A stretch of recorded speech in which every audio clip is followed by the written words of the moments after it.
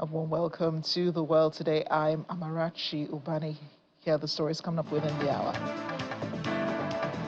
More than 80 people counted dead from the flooding in Texas, at least 27 of them from a girls' summer camp.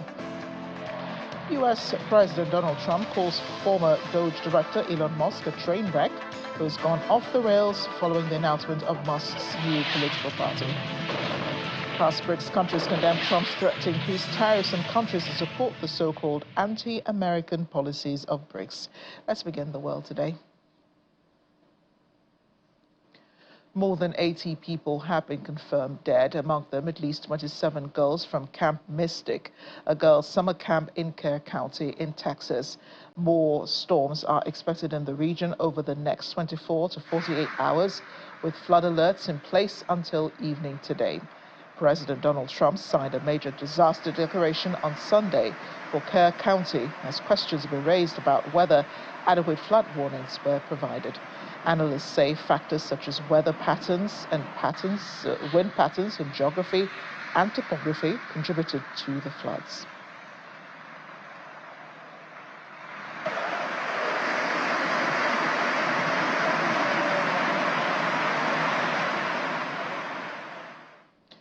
Caryville City Manager Dalton Rice on Sunday addressed reports suggesting some residents received no emergency warnings ahead of the deadly floods that started on Friday. He was also asked about why camps were not preemptively evacuated after the Texas Division of Emergency Management issued warnings on July 2nd and July 3rd.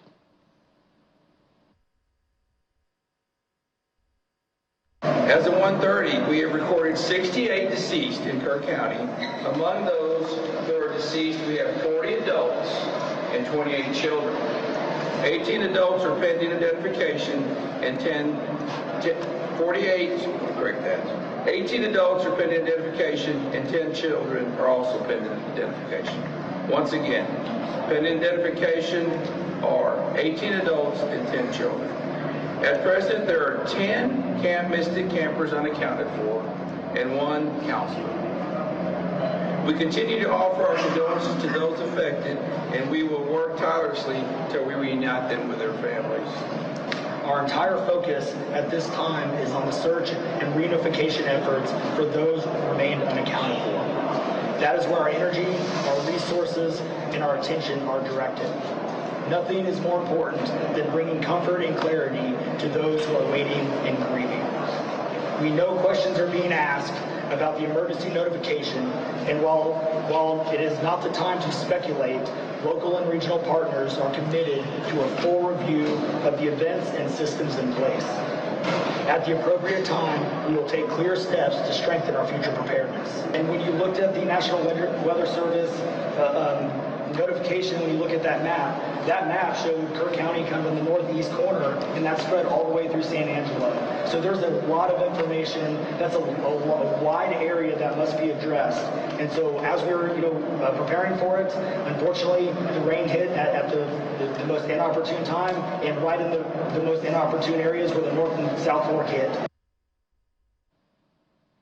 It was a tough weekend for residents of Texas in the United States due to the floodings that started on Friday.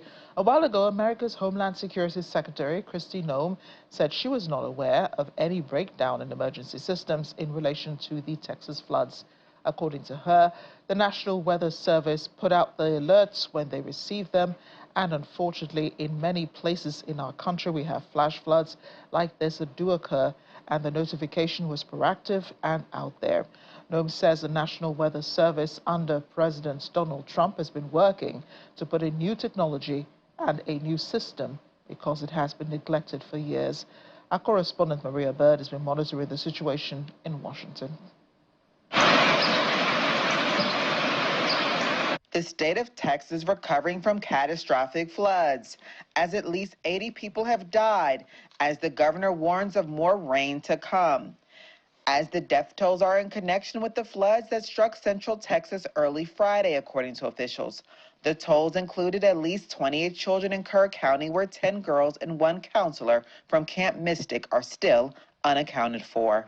No, this was a massive tragedy, hands down. We are hitting we're hitting from our, again, flood maps, we're seeing some areas where it's hitting the 100-year flood thing. And again, we talked about the North and South Fork. That water hit perfectly. You heard Chief Nimkid talk a little bit about, the wide area. This went from San Angelo to Waco and all. They stage where they can, but you do not know what's going to happen, one, until water falls, and two, the predictions were definitely off. That water and rain fell almost double of what was anticipated, both in the North and South Fork, and converged into one. Survivors of the storm witnessed firsthand the courage and faith of individuals who are combating these floods, and those who even unfortunately lost their lives. Got the warnings on our phones hours later. The destruction had already been done before the warnings came out. President Donald Trump signed a major disaster declaration Sunday, unlocking key federal resources as search and rescue efforts continue. Even though he recently made some major cuts to the National Weather Service, he doesn't believe it played a role in the tragedy surrounding the flash flooding. There are some experts in the National Weather Service that have a differing opinion. Without research, without staff to do the work, we can assume that the predictions, and not just hurricanes, tornadoes, floods, drought, wildfires, tsunamis, for that matter, are undoubtedly going to degrade. And that means that people's ability to prepare for these storms will be compromised. Pick your favorite football team. Now imagine that team has, instead of 11 players, has 8 players. They're going to lose. No matter how good they are, they can't do the job of the full team. And that's what's happening at NOAA. Governor Greg Abbott of Texas said flash flooding still poses a danger for parts of Texas, with more rain on the way in several areas. A community in Kerr County is being asked to move to higher ground. From Washington, Maria Bird, Channels Television News.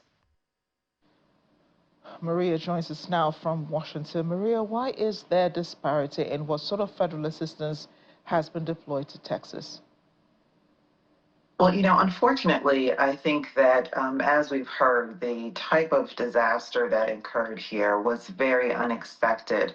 Oftentimes, we see a lot of preparation in place by FEMA in advance of these types of disasters. And so, as you said, there has been concerns around the disparity and the resources being deployed. Honestly, there's also a lot the state has to do with that as well. The state does work with the federal government to identify the areas that should receive the appropriate resources. And so that is something that many are now working to try to address this with the governor to ensure that the federal resources are appropriately spread out across the state and where there is great need. And I think there's still so much to really unpack and understand around where the devastation has occurred, because there's just so much under preparation for this unfortunate tragic event. One of the sore parts of this disaster that has happened in Texas is whether or not there was enough warning about the weather ahead. There was a warning July 2nd and July 3rd, but that's way before anything, I guess, could have happened. Is this an occurrence that's happened in Texas before, where they've had flooding of this magnitude? Well, they believe it's been almost 100 years since this level. They said the closest that they've seen is in 1987 when they saw this type of flooding, but even this far exceeds what happened in 1987. And as you said, you heard the city manager discuss how he went out around 4, and then by 5:20, the rising of the water was at a point where they couldn't even get their cars out. So in about an hour's time, they saw something that didn't require any sort of warning or any concern to levels that were beyond what they could even get their trucks through to get people to safety. So this was a major surprise to them. As we also know, some of the predictions around the weather, one of the concerns we've had here in the United States for quite some time now is really around whether or not some of the forecasts are overstating some of the natural disasters that could be occurring. And so when you talk talk about that overstating, which people have experienced over in the past, oftentimes there is some reservation by states to provide this type of kind of warnings if in other cases they've seen where there's been nothing that has occurred. And so this was one case where providing extreme measures in advance would have really saved many lives. We also know that the area has been looking at putting in place some sort of sirens and some sort of physical structures to announce when there are weather warnings that need to be adhered to. Those were not put in place, and so obviously they were dependent upon communication systems like cell phones, television, and radio. The Camp Mystic, the Mystic Camp, the camp for girls, Christian camp for girls in Kerr County, why were they cut up in this situation?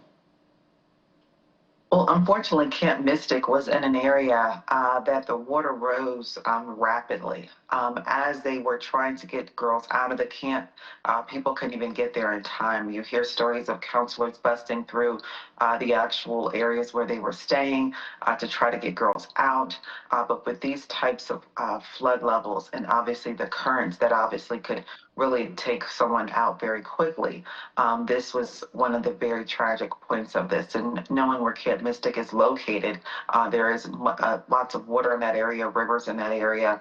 And so when these floods hit, they just really did take over that community. And as you mentioned earlier, without the appropriate warnings in place, many people did not have the necessary things to ensure that they could bring the girls to safety in advance of the flooding actually occurring. So sad what's happened there, and over 20 of those girls are no longer alive. They were swept up by the floods, in addition to scores of other people, making up over 80 people who have died in those floods. Where do you have the most casualties? We've seen the most casualties, unfortunately, in that Caryville region. That is the region where you're seeing the greatest number of individuals that have unfortunately lost their lives. You see around 28 children, which is obviously mostly as a result of the unfortunate events at the camp there, the campsite. And so the numbers, I think, are astounding to many. Quite a surprise to the local government officials. I think they were not expecting this type of storm, as they said time and time again, but really we think about the life-threatening and the devastating nature of the storm, and especially since we are potentially anticipating more storms to come the next few days.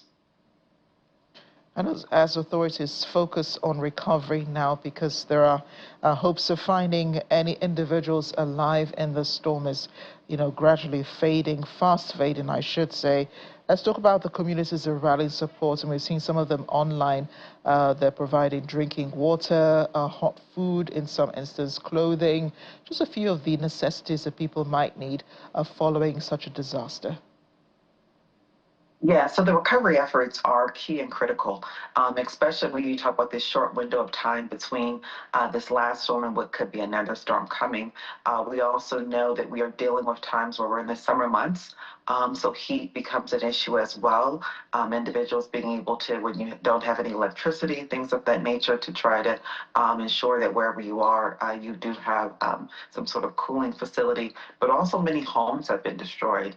Transportation, people are in areas where they can't even get out. And so those recovery efforts, you're going to see the Red Cross, FEMA on the ground, really trying to ensure people get basic necessities, but also removing them into communities in Texas where they can receive some sort of shelter in a safe environment. Thanks again, Maria, for bringing us up to speed on this. Sorry, just before you go, any reports or any warnings about, terrible weather ahead in other parts of the U.S.? Nothing at this time. We obviously have seen extreme heat on the eastern region. It seems that that has cooled sometime, but right now we are really looking at these extreme temperatures and really the flooding that exists in that southwest region of the United States. Thanks again for the update, Maria. Well, leaders attending the BRICS summit are not unconcerned about the floods in Texas. Brazil's Environment Minister Marina Silva has warned about the growing human toll of the climate crisis, citing the recent deadly floods. She noted that over 500,000 people die each year as a direct result of climate change and called for greater inclusion of global South economies in global climate strategies.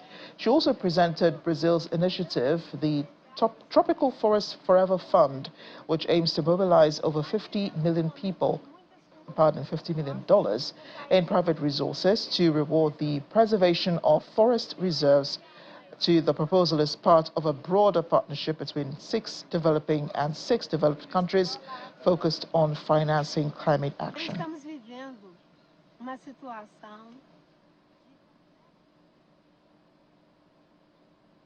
Europe is still battling with heat temperatures in their 30s, emphasizing how important it is to battle climate change. The EU Commission is looking to tighten climate goals in its new proposal, but there is some flexibility on the table in the form of carbon credits. Now, this idea of carbon credits has been criticized by climate activists. For more on what the EU's latest plan is and what Europeans think about it, let's talk to the DW correspondent Vada Imran, who joins us from Berlin now. Vada, great to see you. Do tell us about the new proposal and why carbon credits have a bad reputation there.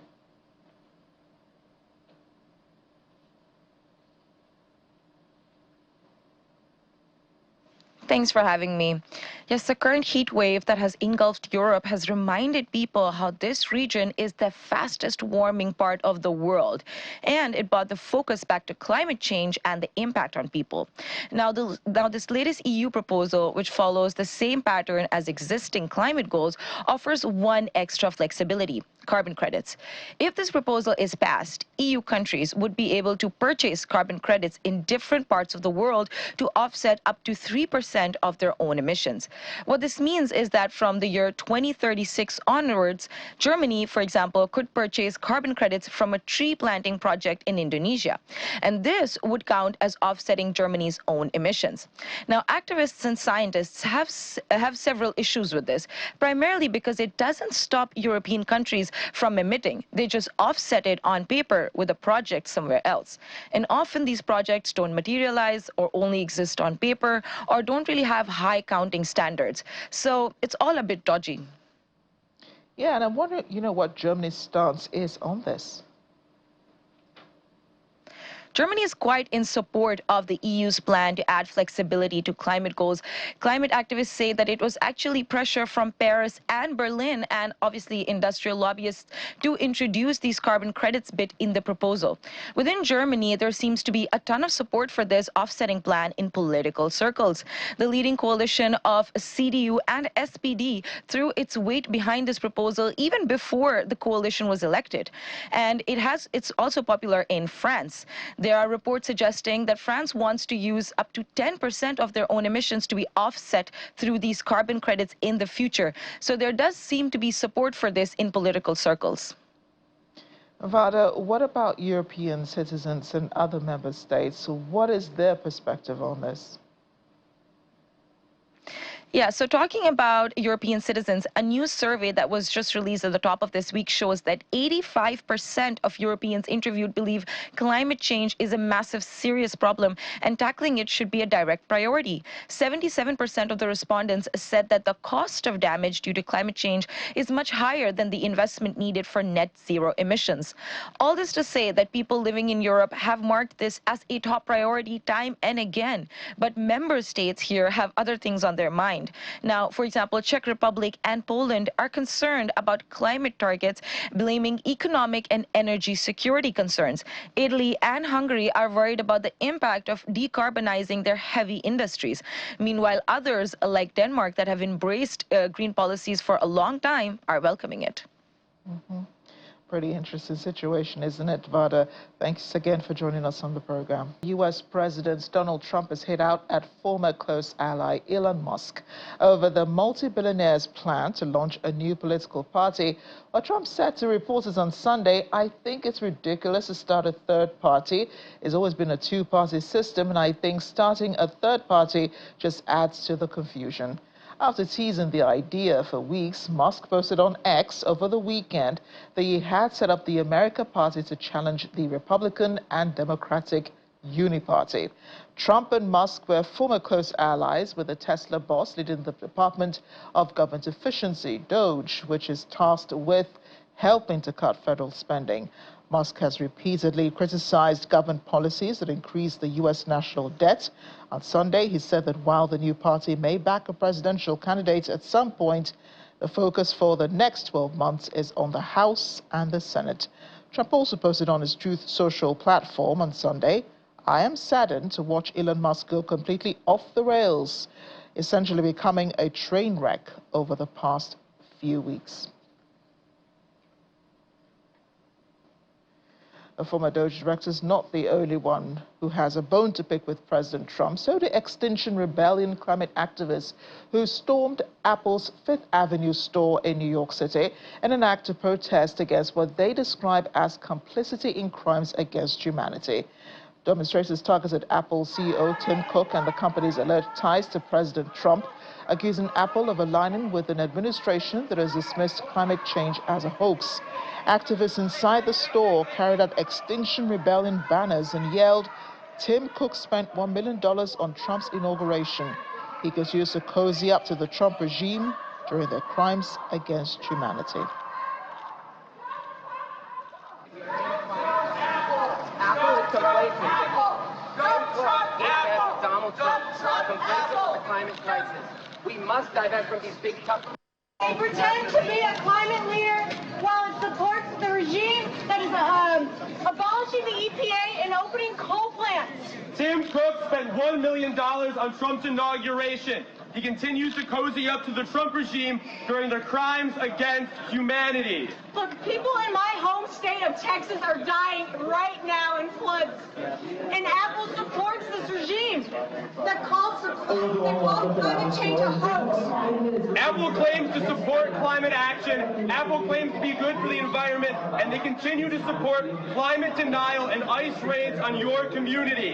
Tim Cook lies and people die. We ask, break up with Trump, Apple. Tim and Trump are toxic. Dump Trump, Apple. Dump Trump, Apple. Dump Trump, Apple. Dump Trump, Apple. Dump Trump, Apple. Dump Trump, Apple. Dump Trump, Apple. The BRICS bloc of developing nations has condemned the increase of tariffs and attacks on Iran by President Donald Trump, but refrained from naming him. The group's declaration, which also took aim at Israel's military actions in the Middle East, also spared its member, Russia, from criticism and mentioned war-torn Ukraine just once. The two-day summit was marked by the absence of both powerful members. China's President Xi Jinping did not attend the BRICS summit for the first time since he became the country's leader in 2012. Russian President Vladimir Putin also spoke via video conference. He did not attend physically. He continues to avoid traveling abroad due to international arrest warrants issued after the invasion of Ukraine.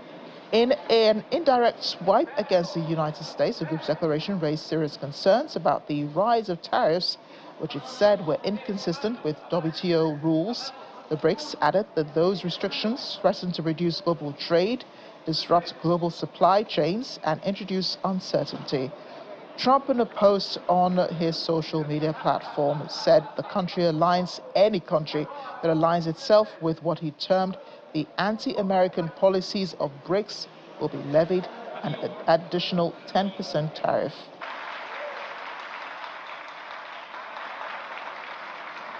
Staying with the BRICS summit in Brazil, Nigeria's President Bola Tinubu has called for re-evaluation of the current global governance structure and the financial and healthcare systems, urging greater equity and inclusion for low-income and emerging economies, particularly in Africa. The president stated that environmental degradation, the climate crisis, and healthcare inequalities should receive more attention as they contribute to slowing growth and development. He says that Nigeria supports the BRICS position on the need to focus on collective, fair, and equitable global development. The African continent is creating the path through the African Carbon Market Initiative and Great Green Wall. We believe that eventually COP30 will strengthen our resolve to strategically embrace a healthy global environment. Therefore, we believe Nigeria remains guided by our long-term vision 2050 and nationally determined contribution. We are taking bold steps to accelerate renewable energy adoption, mainstream climate action, promote nature-based solutions, strengthen urban resilience, champion South-South cooperation, align with global renewal framework, achieving unilateral healthcare coverage for all.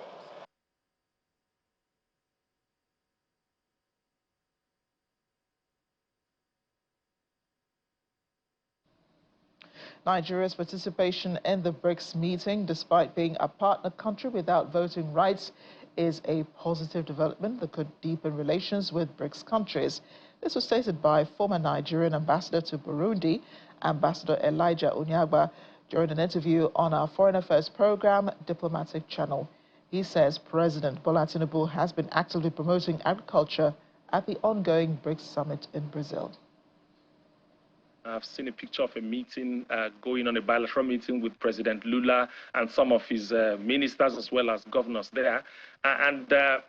Where I've also read where the president was talking about removing every bottleneck with respect to agricultural investments in agriculture. He's been at the forefront of promoting agriculture. Yes, Nigeria is a partner country, I think from June last year, but not yet a full member. I think at this point in time, Nigeria as a partner country is allowed to attend certain meetings, but I do not think that we have voting rights. But clearly, we are allowed to attend certain meetings. We are allowed to be part of certain technical sessions, which is always very good because there you find opportunities of deepening bilateral relations. You find in fact, at this point in time, quite a lot of countries that are member of BRICS nation, BRICS at this point in time are countries that Nigeria have got interest in, and Nigerians have. Nigeria has already been relating with at so many fronts. Talk about Russia, China, India, South Africa, a lot of other countries like Saudi Arabia have joined, United Arab Emirates. I think Turkey is also another associate partner state as well. So these meetings on the sidelines also offers the president opportunities for bilateral talks and deepening bilateral relations. But of course, the concern that you raised in your previous question remains because one thing is to sign agreements. Usually, presidents don't implement agreements. Agreements are implemented by those that are charged with the responsibility of implementing them. In this case, people have to also sit back and ensure that those agreements are followed through and some of the commitments that are made are now realized. And that's where the responsibilities of ambassadors and, of course, certain other ministry heads and all of that now have to work together to ensure that those agreements are implemented. But it's a good thing, in my opinion, that Nigeria is once again attending the BRICS meeting. One meeting has already been broadcast, and I'm sure that between now and the next 2 days when the meeting, meeting is taking place, there will also be other feedback that we'll get from the presidency. But we've already seen the president constantly and once again marketing his agricultural policy and calling for agricultural investments to ensure that Nigeria has got food security. That's what I can say, with respect to that briefing. But we'll await further briefing. I'm sure between today and tomorrow there will be further sessions, and we'll be able to understand to what extent we are going to benefit from that presidential diplomatic trip. You can watch more of Ambassador Onyeagba's thoughts on Diplomatic Channel. It airs tonight at 8:30.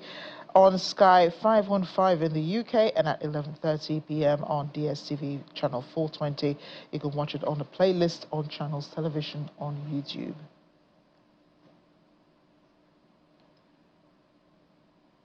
The International Monetary Fund has expressed concerns over the still high inflation rate in Nigeria, advising the federal government to intensify its economic reform efforts.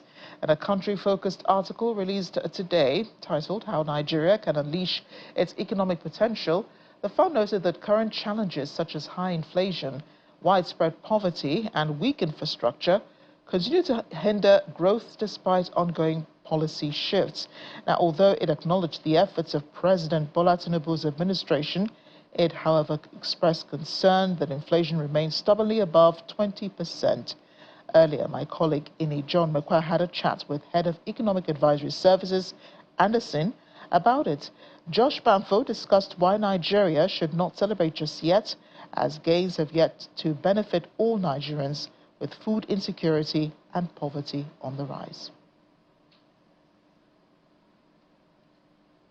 More praises for Nigeria, but it seems the praises is also at the same level with questions as to what's going on in the micro side. I'm sure you've seen this article. What are the outstanding points for you? Thank you, Indy, for having me. I think first and foremost, we need to commend IMF for recognizing some areas where the government has made some progress. So as you rightly said, the feedback was balanced. So when you look at the areas where they believe that we've made progress, number one is the fact that there's been significant progress when it comes to macro stability. And what that means is that when this current administration took over, they implemented two major policies, and we are all aware of this, and we've discussed this over and over again. The first having to do with the removal of fuel subsidy, to ensure that there isn't too much fiscal squeeze, that can then free up funds for them to then invest in capital projects. And the second had to do with moving away from a fixed exchange rate regime, which pretty much meant the Central Bank of Nigeria was subsidizing the price of hard currencies to citizens of this country, and move to a floating exchange rate regime where the market forces determine the price of forex. And through that process, they've created transparency. They've also ensured that bottlenecks that hindered supply of forex into the marketplace have been taken away. And therefore, we can see some sense of credibility that the forex market provides to investors in general. In recent times, we've seen a stabilization of foreign exchange rate between 1,500 to 1,600, naira to a dollar, and that stability helps with businesses being able to plan. So you can argue that there's been some macroeconomic stability. To add to that, our external reserves at the Central Bank of Nigeria has increased. That means that they can continue to support the stability of the foreign exchange rate should there be some spike or excess demand for forex. So that is where the stability argument stems from, and that's pretty fair. But in doing that, they've also recognized some potential challenges. The first of it being the inflation still being relatively high. We all know that the economy ended last year with inflation rate of around 34.8% December 2024. Then because of the rebasing of the CPI, it dropped significantly come January to around 24.48. Today, as of May, I think it's around 22.97%. Even though there's been some gradual decline from the 24.48 in January to May, we still see this to be a bit significantly on the high side, because the target for CBN should be plus or minus 2% of 8%. So that is basically where we are now in terms of inflation still being a problem. But another thing that they cautioned the government about has to do with the budget itself. There have been some assumptions that were made in coming up with a budget that relates to the price of crude oil internationally, which was around, and they assumed it to be $75 per barrel. Today, we've seen it hovering around $68 per barrel. In terms of oil production, they had assumed 2 million barrels per day, but we are hovering around 1.75 million barrels per day. Those optimistic assumptions could lead to some significant spillovers in terms of not meeting their targets. And so they've warned that there's a potential of our budget deficit to GDP ratio rising from the projected 3.8 to as high as 4.7%. And that could trigger some debt sustainability concerns going forward.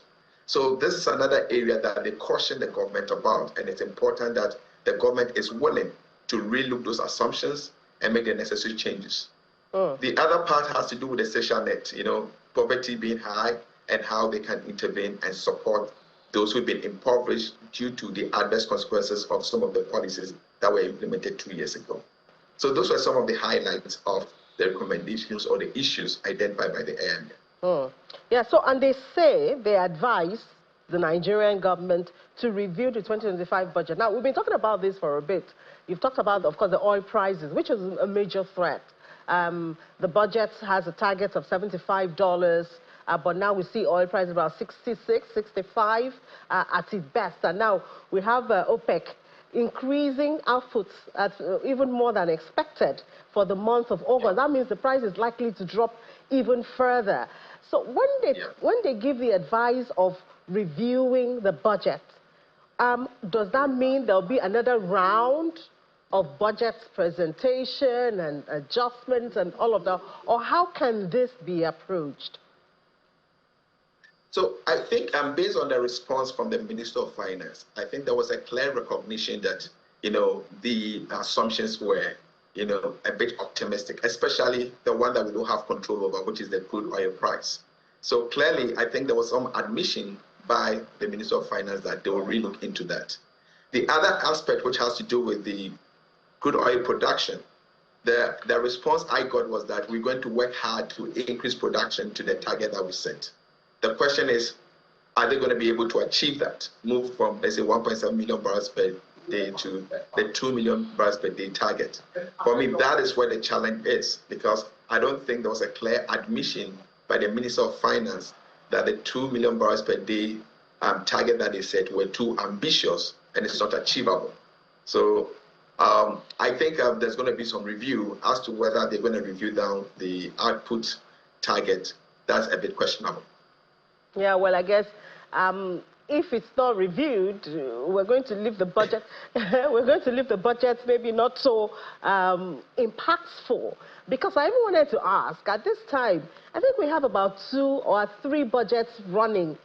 So I wonder if we're already on the 2025 budget. Yeah, so I think right now we are on the 2025 budget, and there's still room for further review. I mean, a budget is a projection, right? So now that some assumptions were made earlier on, and we believe those assumptions are not realistic, I think it's fair enough for them to do a proper review and make some adjustments. Apart from the oil price and production projections, there were other concerns. So clearly it's important that they relook this. Another question they raised was the fact that are they going to be able to actually get the gains from this subsidy removal? What they've argued is that if they're able to get the full gains of the subsidy removal, that is going to add about 2% of GDP to the budget itself, and therefore help reduce the budget deficit to GDP ratio. But the question is, are you going to be able to fully realize, the gains from the subsidy, full subsidy removal? So those are other questions that they actually raised. The other element of the budget has to do with recurrent expenditure versus capital expenditure. Capital expenditure are on capital projects that are supposed to spur or lead to growth. Recurrent expenditures do not really lead to growth. So what they've suggested is do some reallocation, cut down on some of your recurrent expenditures, and move them to capital expenditures, make those investments happen within the course of the year so that we can get actual gains in terms of economic growth. So those are additional recommendations that has to do with the budget. And I mean, they were receptive in terms of the recommendations. Let's see what the Minister of Finance and his team are going to do about the recommendations. Yeah, there's also the one about the social net, programs. Even though I had an extensive conversation on that on Friday, I would like to get your perspective on how you think that can be salvaged, because that seems to be one of the reasons we see the number of poverty, even though the macroeconomic numbers are looking good, the number of the poor is increasing and the microeconomic indices are not looking good. Yeah, obviously, the first phase is to create a macroeconomic stability and move to implementing policies to generate economic growth. It's when the economy is growing at a much faster rate than population growth rate that you can have some people actually being moved out of the poverty line and above it. But that is not the case. Because we have inflation being elevated, still as high as almost 23%. Monetary policy is still tight. It's not expansionary in nature. All right. And if it's tight, that means that we've not reduced interest rate to make the cost of borrowing cheaper so that businesses can invest more and create job opportunities and therefore move some people out of the poverty line. So what the IMF recommended was the need for government to have some social safety net by making some cash advances to the very poor. But we all know that there's going to be data challenges and there's going to be challenges in its actual execution and whether it will get to the right people. So it's one thing making a recommendation to help the impoverished in society. The other question is, will it be executed or implemented effectively to achieve the desired result? Truly, we have some macroeconomic stability. Inflation is still elevated, but that has not trickled down to the very poor in society, and that is where there should be some level of refocus to ensure that those below the poverty line are not struggling as much. And you talked about the gains of subsidy removal. So we've seen FAC increase. Obviously, that's as a result of that. But I wonder if we should expect any other benefits from subsidy removal. I mean, the clear benefit of the subsidy removal is the fact that the government is not going to be under extreme pressure in terms of its fiscal position.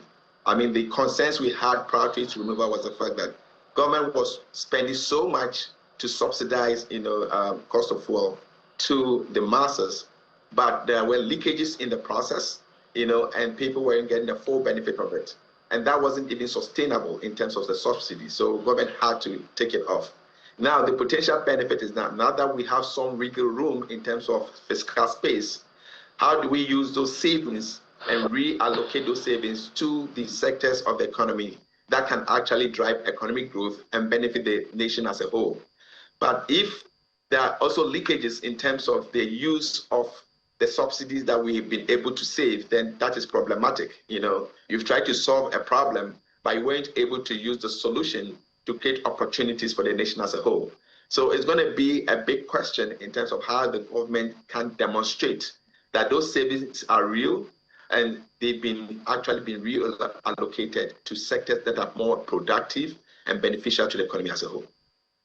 All right, but what if, because we're in July now, we're talking to August, then the second half, I don't know how it's supposed to be for the government to change those parameters in the budget. What if they don't change it? What if we just go ahead like this? What are some of the consequences? The biggest concern to the IMF in terms of the consequences, IMF is the lender of last resort. They don't like situations where governments are a little bit optimistic about their budget targets and become less prudent in their spendings and end up with huge budget deficits. And over time, those deficits add to your debt, and your debt situation becomes unsustainable. And if you cannot, it becomes unsustainable, you could have a situation whereby the global credit rating agencies can actually downgrade your credit rating for a sovereign country, and you might not even be able to access the international market if the need arises. And that could lead to some debt crisis, which a number of African countries faced post-COVID period. And luckily, Nigeria didn't go through that. Neighboring countries like Ghana actually went through that, and Ghana had to go through a tough time to get the economy back on track. So I think it's important that we listen to IMF and take this precautionary tale and then implement a budget that has been revised to reflect the realities on the ground in terms of some of these key targets, so that we are close to our budget deficit to GDP ratio target of around 3.8%. Even if you get to 4%, that is reasonable. But at this rate, IMF is projecting a budget deficit to GDP ratio of 4.7%, which is significantly high. And I will hope that the government will take that into consideration and make a few adjustments here and there to bring it down to a more reasonable target. All right. Thank you so much, Dr. Josh Bamfo, because obviously that's 4.7 is a lot, and it will affect our credit rating at the end of the day. Dr. Josh Bamfo is partner and head transfer pricing and economic advisory services at Anderson, Nigeria. Thank you so much for your perspective. Thank you, Indy, for having me. Bye-bye. Still ahead on The World Today.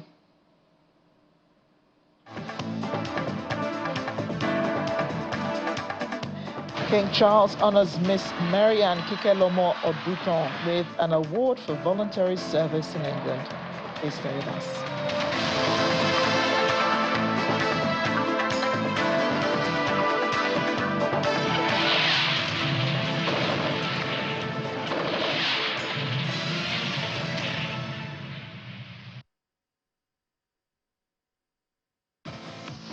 In every show, we bring you closer to the fastest growing movie industry in the world. From the making to the premiere. Get up close and personal with the stars and industry captains, plus reviews and much more.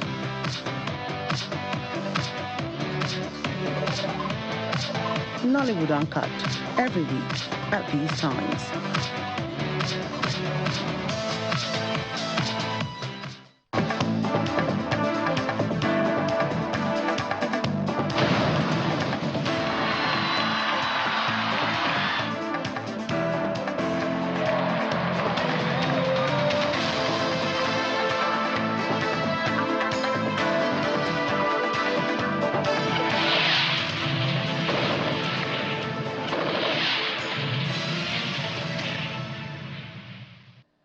Welcome back to The World Today. After 21 months of war, there are growing hopes of a new Gaza ceasefire announcement as Israel's Prime Minister Benjamin Netanyahu meets U.S. President Donald Trump in Washington.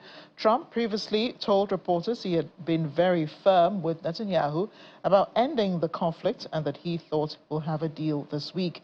Indirect talks between Israel and Hamas on a U.S.-sponsored proposal for a 60-day ceasefire and hostage release deal resumed in Qatar on Sunday evening.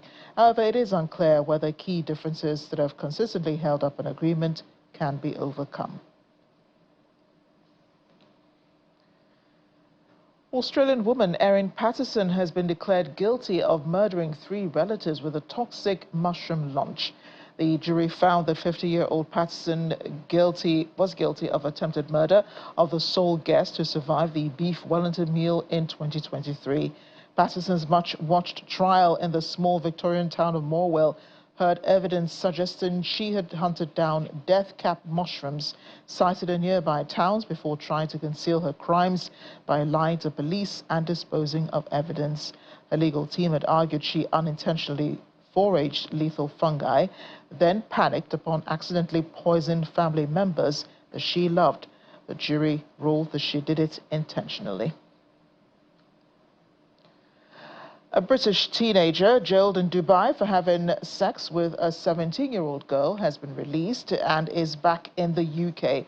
Marcus Fakana, who was aged 19, was sentenced in December to a year's imprisonment after a consensual relationship with the girl, who is also British, while on holiday in the United Arab Emirates. The age of consent in the country is 18. The girl's mother reported Fakana to the UAE authorities after seeing messages between the two when she returned to the UK. Fakana from Tottenham in North London has received a royal pardon from Dubai's ruler Sheikh Mohammed bin Rashid Al Maktoum. The group's Rada Sterling, who has been in touch with Fakana's family, told the BBC that he's overwhelmed. It's always very difficult when someone suddenly is released after 6 months. A Nigerian in diaspora, Miss Marianne Kikelomo Oduton, has been honored with King Charles's Award for Voluntary Service in England. She's one of the few blacks bestowed with the prestigious honor, which is the highest award given to the volunteer groups in the United Kingdom. Marianne Oduton is a passionate community project worker and manager of St. Barnabas Center in Oldham. She leads several life-changing projects, including Women Thrive, Food Thrive, Holiday Thrive and Teen Thrive, all designed to empower women support families and help young people grow in confidence. Marianne is especially passionate about helping women step into their full potential, build confidence, and create positive change in their lives. With her warm, inclusive approach and commitment to lifting others up, Marianne continues to make a powerful impact, bringing people together and helping her community thrive.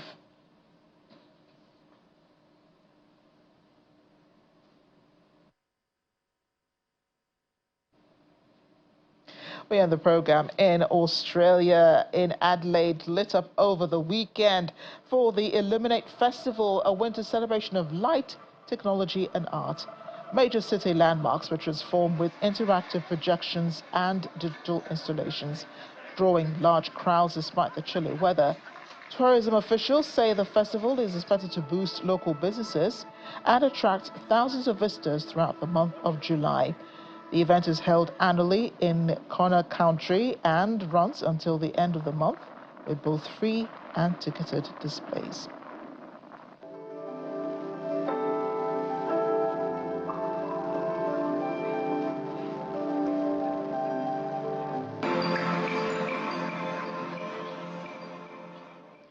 That's the world today. Thanks for watching. I am Amarachi Ubani.